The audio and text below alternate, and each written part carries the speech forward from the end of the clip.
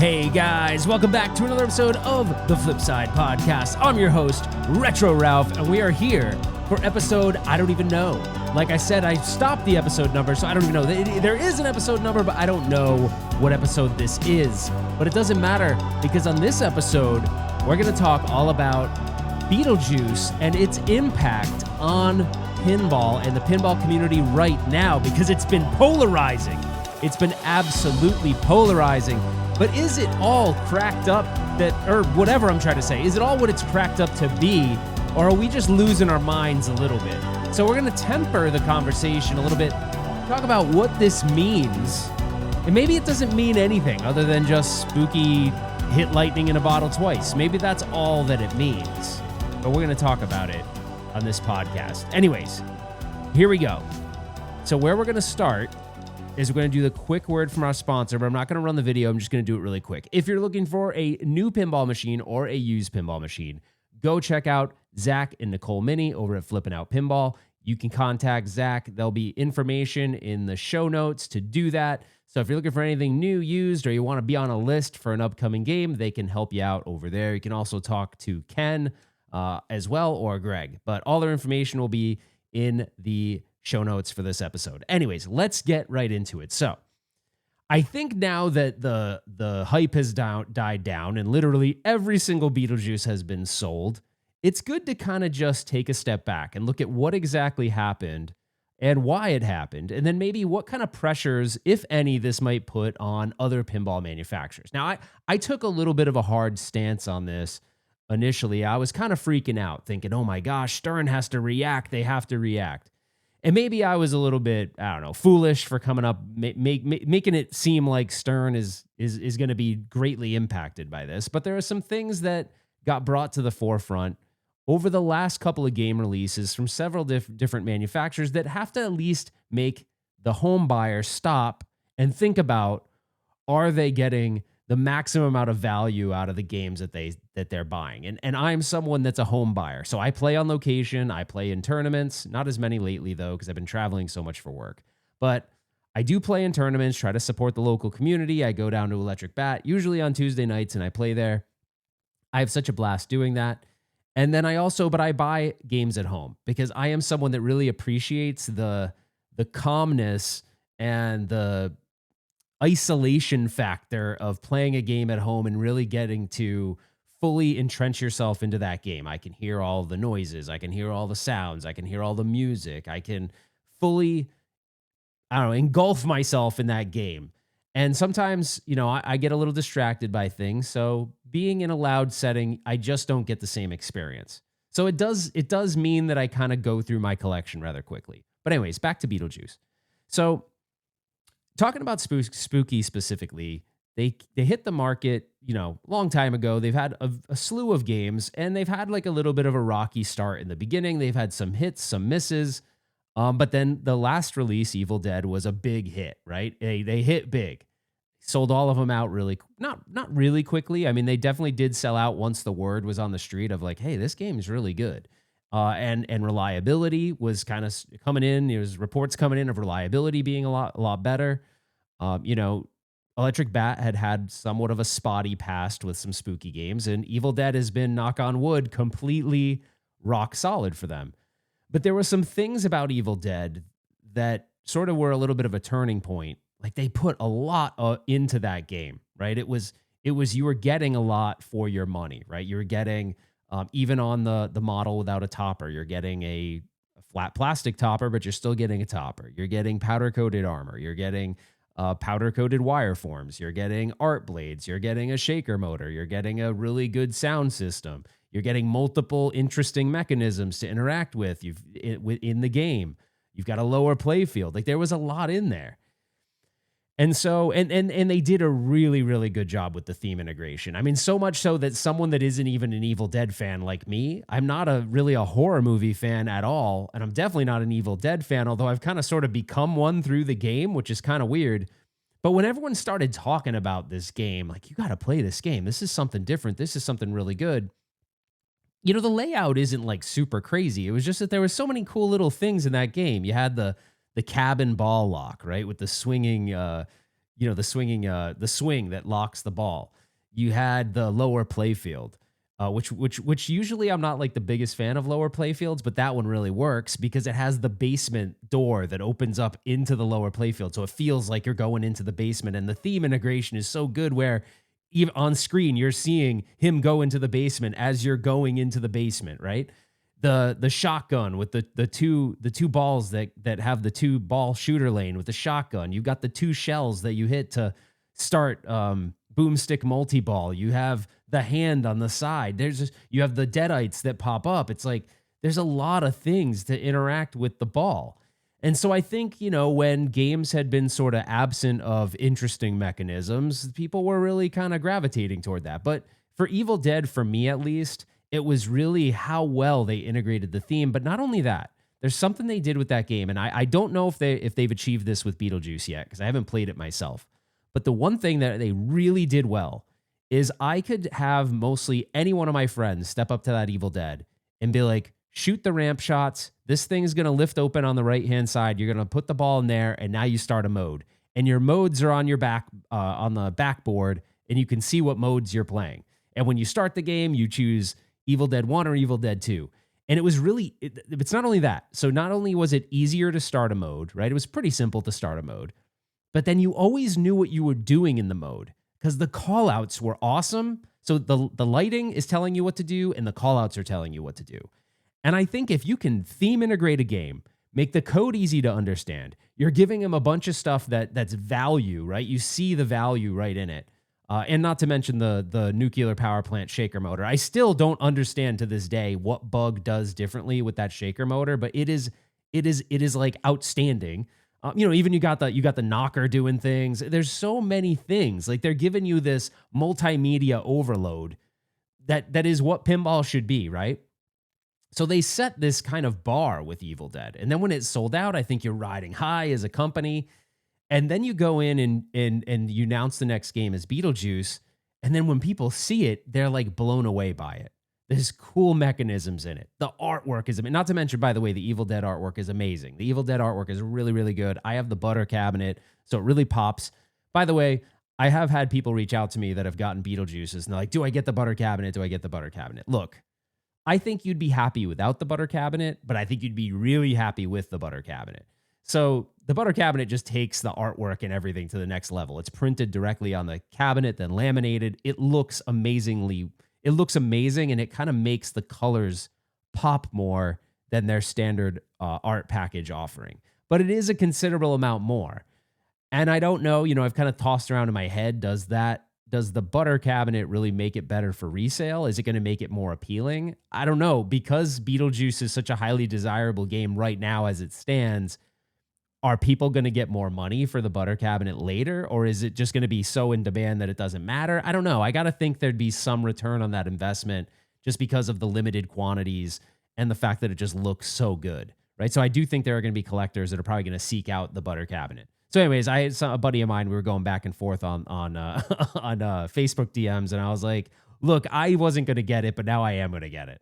And he's like, well, screw it, I'm going to get it too. So I wasn't originally going to do the butter cabinet. I was going to skip out on this one, but I'm like, you know what, screw it. I want it to look the best it can. So this whole idea that I was nervous for Spooky, because I'm like, are they really going to be able to do what they did with Evil Dead with Beetlejuice? And I think from what I've seen, every piece of content I've consumed, and I'm not going to rehash all of that because you've probably listened to a million podcasts by now. The world was smothered with Beetlejuice content. So I'm not going to deep dive the game or anything. But I will say I'm super impressed with what they put together. The playfield looks amazing. There's lots of interesting things to interact with the ball. The sandworm thing looks really, really cool. The fact that they integrated the damn waiting room couch and the waiting room like LED indicator of now serving. It's just like so many cool things. The carnival wheel. There's so much in this game that I just think, without playing it, just looking at it, everyone is going to go, wow, they're going to see the value in front of them, right? They're going to see the powder-coated armor. They're going to see the art blades, the artwork, how great it is, the topper, right? Even though it's an added cost, but still very reasonable in comparison to some of the things we saw from Stern. Like, I am not a fan of this Kong topper. I think someone might have to get their head examined if they actually bought that topper. Like, it looks cool. Don't get me wrong. Like, I think it looks cool, but that's really expensive. Like, I have limits, and I'm the stern shill over here telling you I can't do it. I cannot justify that amount of money for what that thing is.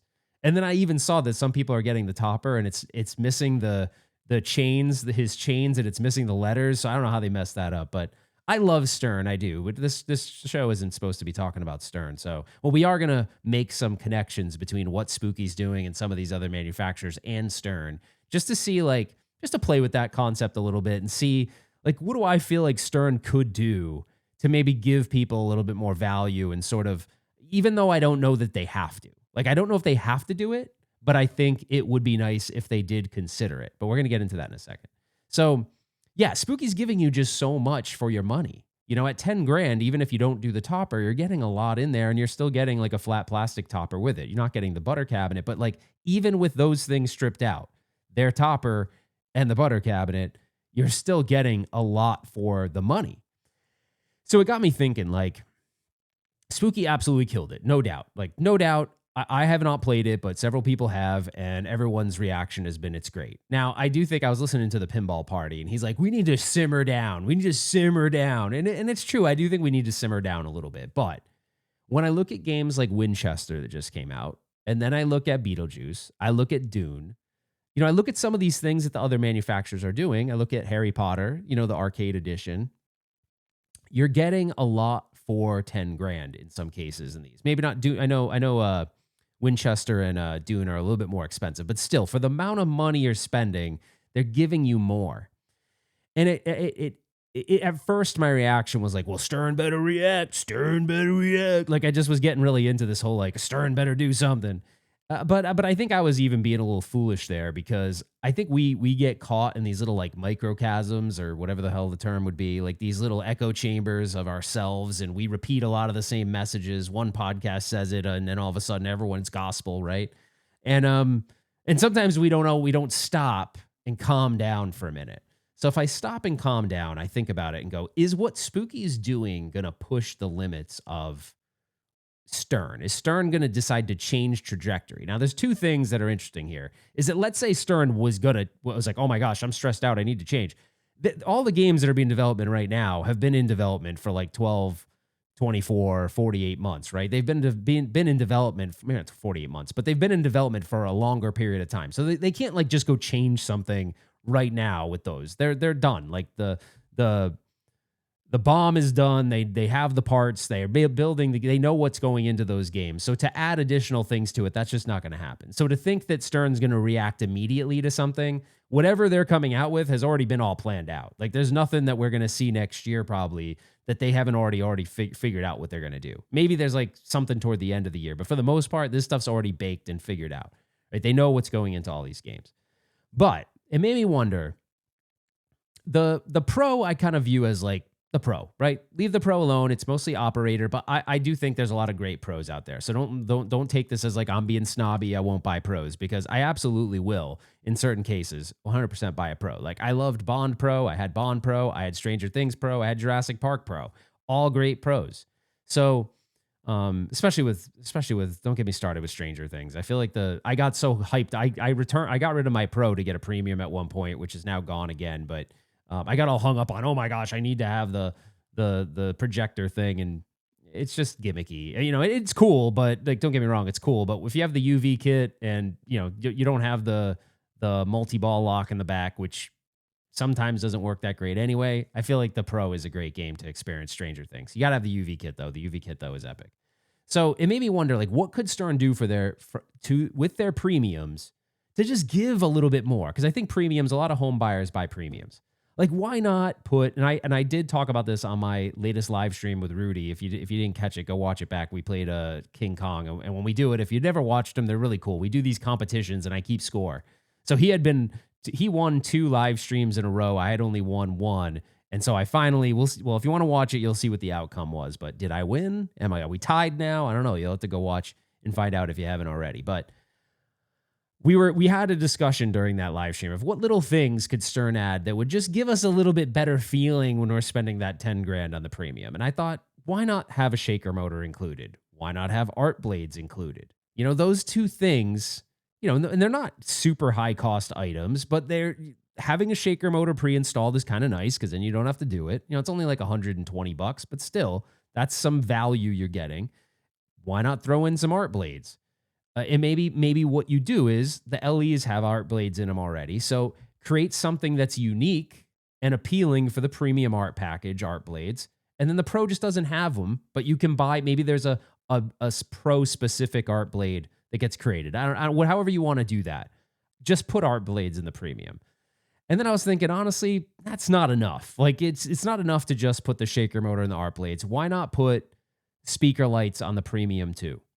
And then you can leave the stock speakers, right? Like maybe don't have speaker upgrades, but at least put the lighting in there. So now you're getting some expression lighting on the speakers. And then with Spike 3, you can upgrade the cabinet lighting if you want with expression cabinet lighting because all the cabinets are going to be routed for it. So you can put them in any of them. So I feel like this is all kind of simple things that don't cost a ton of money that'll give you some value as the buyer. I don't know what else they could do. That's kind of to me where I kind of said, okay, I'd be happy with that, right? I know we're not going to get the mega sculpts and like I don't think they're going to go down that road because I know that stuff costs a lot of money. I'm pretty sure that the molds that they have to create for these sculpts get very expensive over time. So I just don't see them doing that. I think they'll do some like they do right now, but I just don't expect them to like turn a corner and all of a sudden be all about that. Now, we've seen them do some kind of cool mechanisms that are kind of interesting, right? Like the dragon in D&D was cool. It was shockingly big. I was like, oh my gosh, and it does some cool stuff. The Sentinel head in X-Men, although doesn't really do a whole lot for the game, is kind of cool, right? And they did the wireform breaking ramp and the finger thingy. So that's some stuff that they've been doing. So there's some stuff recently that they've done. Now, they didn't do a lot in Star Wars. I'll give them, I'll being open and honest about that. I own one, but I do wish they had done more with it, right? Like even like on the LE, the two like on the slingshots, like those could have been sculpts, but they're not.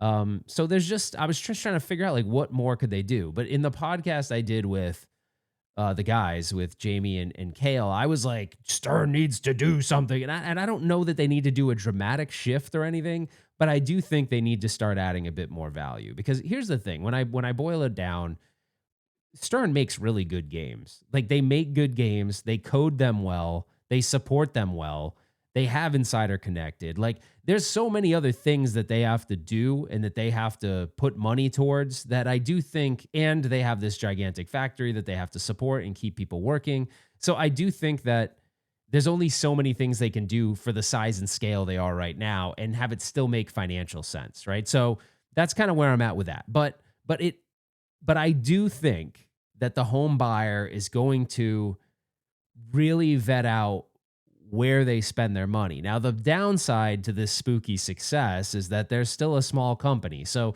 there's been people that are getting really pissed off about not getting a Beetlejuice, but it's like, guys, they can only make, under 1,000 games a year. So if they made more than what they're saying, and I'd say that's probably closer to like the 800, 900 number, well, then they can't make another game for a longer period of time. So I think in their mind, what I do appreciate is there's a collectability about Spooky right now because they're limiting how many they make. But they're limiting it for two reasons. One, because they want to be able to continue to make games every year.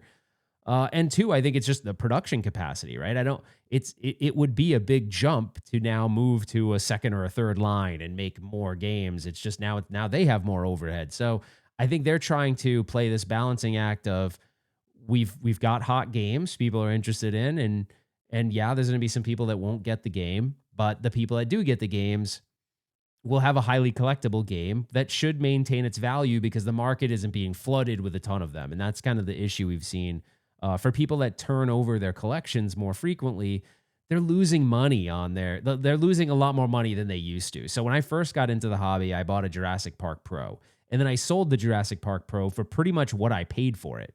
So I didn't lose any money. I might have lost a couple of $100.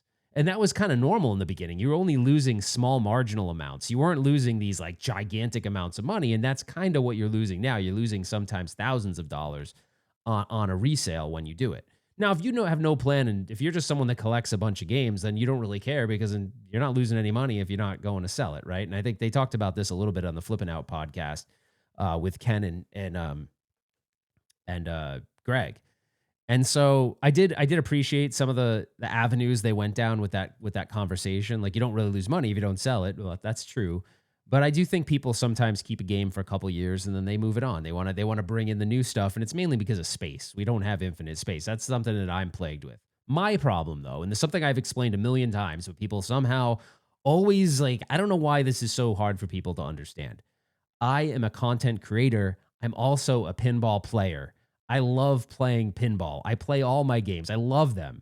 But I want to experience the new stuff as much as I can. So because of that, I end up with some that I view as semi-bolted to the ground, like Jaws, like Godzilla, I'd say King Kong right now. I'm really enjoying King Kong, Harry Potter right now, Evil Dead right now. All those I've kind of said they're not going anywhere.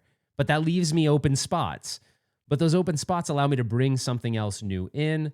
And then hopefully I don't fall in love with it and want to bolt that too, because at the end of the day, I can only fit probably 10 games in the garage. So I have to have some rotation. And I don't think that most of you that have home collections are that different. You're at some point you want to move a game on after you've, like, D&D didn't last long because after I beat it quickly, which is weird. I had never beat a pinball machine before. And I beat that game. And while the code is still developing, I just kind of got over it. I'm like, I saw the end, and maybe there's going to be multiple endings now that I'm going to miss out on. But for the most part, I felt like I had finished it, and I played it a bunch more. I played it through a couple more times, and the final wizard mode that was in the game was really fun. I had a good time with it, but it didn't have the staying power. And there's been people that have talked about, well, if they do this progression thing, are people going to get sick of games faster if it's easier to complete it, if you don't have to replay the same modes? You know what I mean? Like, if it saves your progress, and let's just say there's 10 modes, and I can, maybe it takes me a little bit longer to get through the last 5 than the first 5, but I can still get through them if I just dedicate some time to it. You might get tired of that game. So I don't know, but it is cool. Like, D&D is definitely a game I enjoyed. I loved the idea of this, and I'm not a D&D fan, but I loved the idea of how they integrated the D&D into it. And I do think they have something kind of rather interesting with the save progress stuff, but I do think it's a fine line, right? So anyway, the good thing out of this spooky thing, this spooky string of success, is that the games are holding their value. I think that's great. I think that's awesome. I wish that the Stern games are doing the same thing, but I just think the sheer amount of them that get put out into the world, it's just hard for them to maintain their value. And the LEs, that's a whole other topic, right? I don't like getting into the whole, like, pricing around LEs. I think right now everyone knows if you buy an LE, it's because if you're buying an LE, it's because you don't want to powder coat it yourself. You don't want to put the shaker motor in. You want the art blades right away. And you just want the best version of and it's not always the best, but you want the one that is perceived the best. I get that. A lot of us get hung up in that. I mean, I know there's every hobby I've ever been in. If there was like I'll give you an example. When I was doing a lot of the, what's the name of that company? They do all the, is it Final Run games? No. Limited Run games. Limited Run games would come out with here's the Streets of Rage 4 package. It's like the basic one. And here's the Streets of Rage 4 deluxe package. And it comes with this and this and this and this and a figurine. And I'm like, like, as a super fan of that thing, you kind of want the best one. I get it. And it doesn't really make financial sense a lot of times. Although there was a time also where you could resell those Limited Run game packages and make a lot of money if you decided to sell it and never open it. So even if you opened it, some cases you could make a little bit of money, or at least sell it for what you paid for it. So I get it. Like, I that's how in my reasonable brain, I don't view it as you're stupid because you bought the LE. I think it's you bought the LE because you want all that stuff on the game when you buy it, and you don't want to do any of that. You don't want to open it up. You don't want to put art blades. You're always gonna have to open it up, but you know what I mean. You didn't want to do any of the work. I get that. I totally do. But the fact of the matter is, with LEs these days, when you buy them and you sell them later, you're going to take a loss on almost all of them. Like, the last one that I think really held its value is probably Jaws. I think Jaws LE still held its value, but in the more recent slew of games, D&D didn't. I don't think Star Wars will. King Kong definitely won't. So, and I love King Kong, by the way. I think King Kong, I was talking about this with Rudy. I think King Kong is like severely underrated. I think it's a great game, and I think it continues to get better. So it's interesting to see like what Spooky's impact might be on the market, and to see if someone like Stern will change their ways at all, or if they'll continue to do it how they do it now. Pro Premium Limited Edition, you're not getting any of those things. Sorry, those are upgrades. Because if you think about it, if they do concede and go, you know what, we want to be like Spooky, or we want to be like Barrels of Fun, we want to include a little bit more value in our games, no one, I think, is going to accept paying more for it. They're going to be, especially with the way the prices are with the boutique manufacturers, they're going to expect to pay what they pay now with more value. And I think they could do it. The problem is you're going to eat into whoever, when you're bigger and you have bean counters looking at stuff, they're going to look at, well, that's our accessories revenue. Like, we're making money on accessories. You're not going to give that stuff away for free.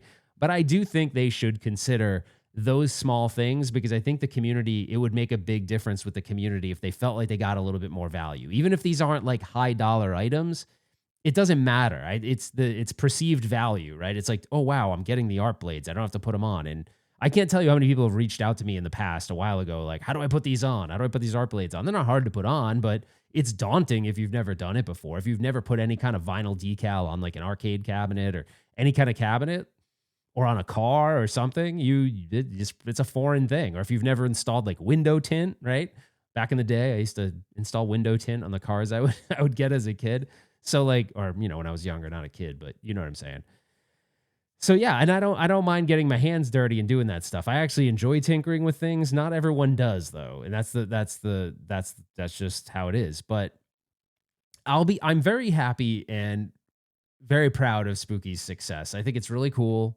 I do think they struck lightning in a bottle twice with Beetlejuice. I cannot wait to play it. The thing is, I don't think they're going to start manufacturing of it till January. So you figure it's going to be January to like December as these things get out, January 2026 to sometime in December 2026. So it's like, it's going to be a while till these games start getting out into the wild, but it'll be interesting to see if the hype continues, but I really think it will, because it just seems like one thing about Spooky that you just can't avoid or can't ignore is they did such a great job with the theme integration with Evil Dead. And then from what I've seen, all these videos that I've watched, it seems like they really did a good job with the theme integration with Beetlejuice. And I genuinely get the feeling from watching lots of, you got to watch, by the way, if you didn't watch the Hot Ones thing that they did, that Kale did with Surge and Bug, you got to watch it. It's incredibly informative, but it's also really entertaining and pretty funny at the same time.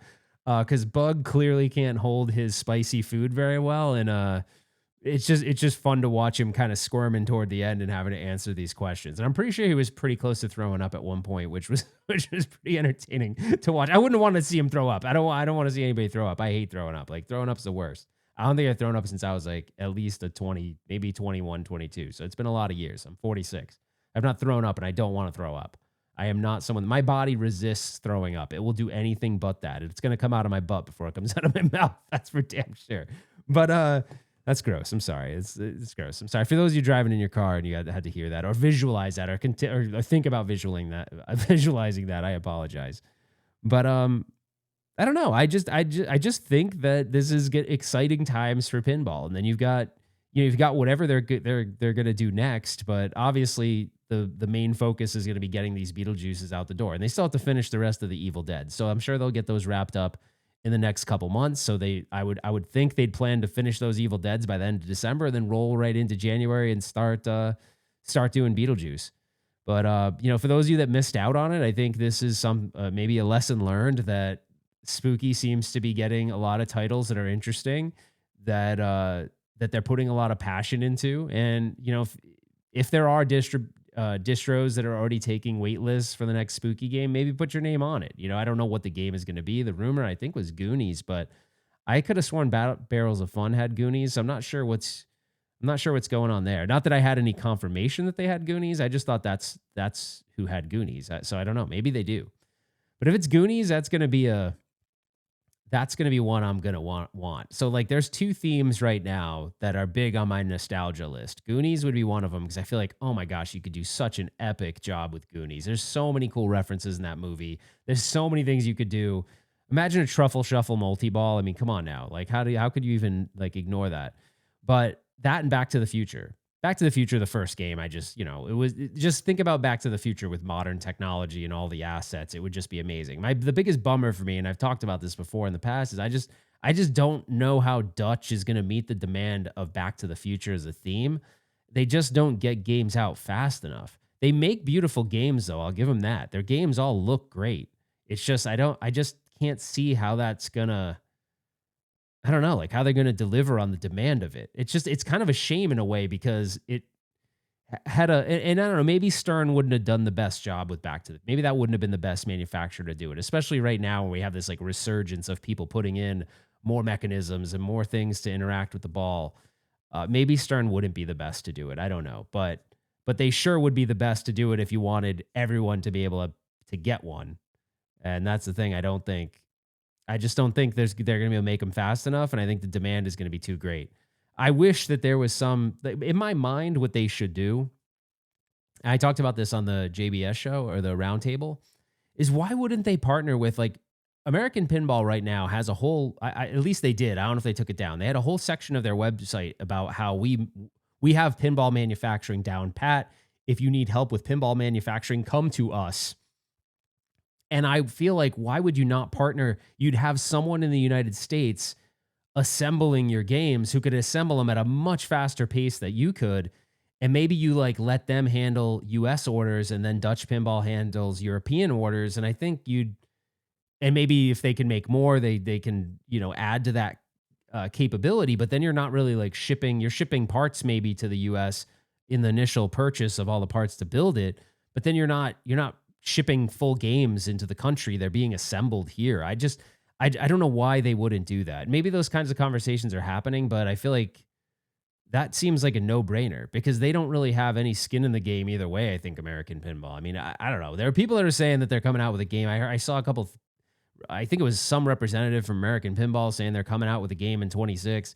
It's weird to me that them as a pinball manufacturer have completely like gone dark. Like they just don't say anything about what they're doing when it pertains to pinball. And then they have this Orbit Games thing, and then they're doing the Polycade, which is behind me on the wall. Like they're manufacturing it or they're assembling it. I'm not sure exactly what they're doing. And then they have the Shuffle Alley thing or whatever the heck it's called. I don't know. It just seems weird. Like it's like, I feel like they kind of fell off the map, and it felt like to me they lost a lot of consumer confidence. Like I think there's a lack of consumer confidence around American Pinball, and I would think if the community's cautious after things like Galactic Tank Force and all the issues that game has, I don't know who would be like jumping in the American Pinball pool like right away, So I don't know. It's interesting times. Anyways, that was my idea around that. And I know I deviated from the spooky topic. I didn't want to sit there and make the whole episode about spooky just because you've probably consumed so much stuff around Beetlejuice. All I'm going to say to close out the Beetlejuice topic is I think it looks amazing. The artwork is great. The theme integration looks good. The overall package, just the topper, everything screams Beetlejuice. And I just think they did an amazing job. So we'll see where they go with it, how quickly they make it and how quickly they get out to customers, and then what people start saying when they play it. Cause I hate the term give a hats off. I don't know. It's not something I would ever say, but I can't think of anything else to say, but I got to give my hat off to Don. I think what he did around that midnight launch was really freaking cool. So Don, congratulations on that and the success of that. And whoever did get to go to that, it looked like, I saw the pictures. It looked like they had an absolute blast. And Don lives in this like crazy house that looks like it's from Beetlejuice on the inside. So that's pretty cool. I don't know if he's going to leave it that way, but it looks pretty awesome. So that's cool. But yeah, I don't know. The Benton boys, the badass boys from Benton killed it. I don't know what to say. Like they just did. And I meant to say this earlier. It just seems like they pick a property that they're all passionate about. And the why that ends up in such a good final product is I think they think about all the things in that movie or that property and go, how can we integrate these key pivotal moments that will make a fan of the movie just smile from ear to ear? And I think they just do that really well. They, at least my experience with Spooky was like Total Nuclear Annihilation. None of their other games I really have much experience with. And I hear a lot of people love Texas Chainsaw Massacre, but like what they did with Evil Dead, like it opened my eyes to what a passionate group of individuals could do around an IP, because holy shit, man, is it good. And I think it looks like even without playing it, that's pretty obvious from watching videos that they did that same treatment to Beetlejuice. And it just makes me feel like it's obvious they're really into the horror themes and stuff like that, but it doesn't matter. It just seems like whatever they're into, they're going to pour their heart and soul into it. And it's still a small operation, lots of family. They operate like a family. And I think when as you scale, things do change. I work for a company currently that used to be a startup. And while I still love my job, I love it. I'm 10 years in, almost 11 years into this company. And I started when we were a startup. We were not a publicly traded company. We were a private company. And a lot has changed. And sometimes throughout the process, I've had to take gut checks and go, man, am I still happy? Am I still happy working here? And then I've always answered ultimately the answer ends up being yes, but I've had to adopt and grow with the company. And do I have like these, oh my gosh, I have such amazing memories of when the company was small. And there's some things we did we could never do now, whether it be like we had an event, we had a customer event. I mean, these are companies that are buying IT equipment for, millions of dollars potentially. And we had Snoop Dogg come and sing at perform at an event with all of our customers. He's up on stage smoking weed. It was insane. We couldn't do that today. Like that wouldn't even remotely happen. HR would be like, yeah, no. But I got to see that. And then of course, those customer events we do every year changed. It was like, oh, now it's Goo Goo Dolls. A little safer than Snoop Dogg, So, yeah. What's that song? I don't want the world to see me. I don't know. Yeah, I think isn't that Goo Goo Dolls? I think that's who it is. Anyways, don't clip that. That's terrible. I don't even know. I'm not a singer, so whatever. But Orbital Albert, that's for you, buddy. He sings all the time. So isn't that the? And then I don't think that's it, right? Anyway, all right. This is long in the tooth now. It's late at night. It's like 10:21 p.m. my time. So I'm tired. I got sick on my trip to Chicago. So I'm running on fumes, but I wanted to put something out into the world for you because I haven't had a chance to do a podcast. I really miss this. I miss the interaction that I get with you guys, and I see it in the comments and everything. I really enjoy it. But I want to know what your take is on all this. Have you calmed down after all the spooky hype and everything? And it did live up to the hype, though. You have to say that. It did. So as far as I know, none of us have played it, or very few of us have played it. But it definitely feels like everyone was so excited, and rightfully so, because it was pretty damn awesome. But we'll see. Are the things that they're doing with their games going to have an impact on someone like Stern, or is Stern just going to stay the course? Pro Premium Limited Edition, you're going to get what you always got, and we're not going to add anything else. I don't know. But I do think the community sure would appreciate a little bit more put into the games. Even if they're little things, even if it's a shaker, even if it's some art blades, even if it's a shooter rod, something that doesn't cost a ton, but gives some value back to us for the $10,000 we're spending. So it's to be determined. Let's see. Do they do that? Do they not do that? I don't know. But then you also have to factor in, and this is just how I feel, there is a cost associated with Insider Connected. I love Insider Connected. I have a bunch of friends that love Insider Connected. We like looking at streaks. We like looking at badges and achievements and all that stuff. I know that's not for everybody, but that is value to me. I do put that in there is a cost to run all of that Stern has to pay. And so that is something that most of these vendors, or most of the other manufacturers, don't have. They don't have that. So if you don't see any value in that, if you're like, I don't care about any of that, then yeah, you're not going to. But I do put some value in that, and that is something that uniquely differentiates Stern from someone else, from everybody else, really. I know I'm shocked that at this point in time, JJP, with the resources they have not done that. I'm so shocked that JJP, I understand why someone like Spooky wouldn't, or Turner, or Barrels, because there's an investment that has to be made in the infrastructure to make that happen. Now, most of them probably hosted in Amazon AWS, but still, there's infrastructure costs. So they're doing infrastructure as a service versus doing it in their own data center, but it doesn't matter. There's still an infrastructure cost that goes into that. So they're absorbing that because to use Insider Connected outside of the all access thing, you don't pay for that. So I do think that has to be factored into it. And I know there are friends of mine, at least, that seek out Stern games because they like Insider Connected. And Jamie's texting me right now. He said, I have to send away my Roadcaster. Wait, what? Why? He's trying to get this Roadcaster function to work. And I feel like he stole his Roadcaster or something. No, he said it has a problem with the serial number. I'm kidding. He didn't steal it. But I'm like, what do you have, a hot Roadcaster? Like, what's going on, man? Did you buy it off the back of a truck or something? I was trying to get him to call me, but I don't know. Let's call him right now. Let's see. He doesn't like when I do this on a whim thing, but let's see if I can call him real quick. I want to see what the heck's going on. I'm going to tell him he's on the show, though. See if he picks up. Come on. He's not sleeping. He's kind of a night owl. Really, dude? Seriously? Oh, come on.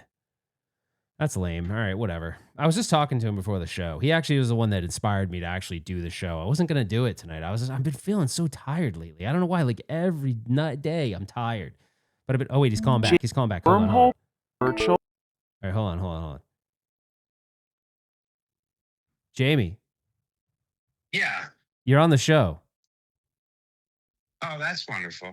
Yeah, you're on right now. I was just wrapping it up though. I was talking about Beetlejuice and all that stuff, but do you have anything you want to tell anybody other than you stole? I've been on the phone for 30 effing minutes, Roadcaster, trying to get something to work for you. So wait, you really have to send it back to them? Yeah, I have to send it back. Why? Did you buy a hot Roadcaster off the back of like a truck or something? Or what did you? You know, some guy told me it fell off the van down by the river. And, no. A truck. Why don't you have your receipt? You just need your receipt. Because then I got to go to Best Buy and look at all my purchases from Best Buy. Like, who buys anything from Best Buy anymore? I don't know. And like an idiot, I got to get that and load it in. But they think there's something wrong with the Wi-Fi capability of the Roadcaster Pro 2. Oh my gosh, dude! We're never gonna do this. What we're trying to do, ladies and gentlemen. Yeah, tell them. Hold on. Here's what we're trying to do. Okay, we're trying. Me in Houston, Texas, at Eureka Heights Brewery, stream Harry Potter. We have at Eureka Heights. We have 9 of the same games that Ralph has. Exactly. Okay? Yeah. So from Harry Potter to Star Wars to Evil Dead to Jurassic Park to Jaws. All right, you don't have to name them all. Okay. I'm getting excited. All right. We can then have matches like he has with Rudy. Not trying to take time against Rudy, but maybe once a month, Jamie versus Ralph from Eureka Heights to the Ralph Cave. I know. I love this idea. The problem is you bought a stolen Roadcaster, so now we can't do it. It did. You know, it was a good deal. The guy was like in the Target shopping center. He tried to sell me that and some kind of like projector. I told him. Was he trying to sell you a home theater system too? Do you ever remember those guys? Yeah. Do you remember those dudes? Did they do that in Houston? We had these dudes that would like pull up in my neighborhood and be like, "Hey man, you want this 5.1? It's an awesome system." You're like, "What?" There was always the HD projector that you take it home. It's not even 1080p. It's fucking terrible. No, it's like a 240p piece of shit. Yeah. It's not even, it's no P. It's no P, dude. It's like interlaced. It's no P. My brother fell for that. I went to his house. We set it all up. And he goes, "Can you believe this? $500? And then we set it up and it looked like shit. I'm like, yeah.